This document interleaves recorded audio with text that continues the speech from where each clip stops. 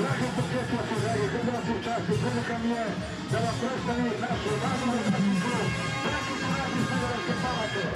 Bravo, čestitamo! Idemo jedan veliki aplauz! Veliki aplauz, veliki aplauz! Bravo, čestitamo! Poštovani gledalci gore na galeriji, ovo sve sad nije čast i prilika da vam predstavim evropskog prvaka Gorana Šarića!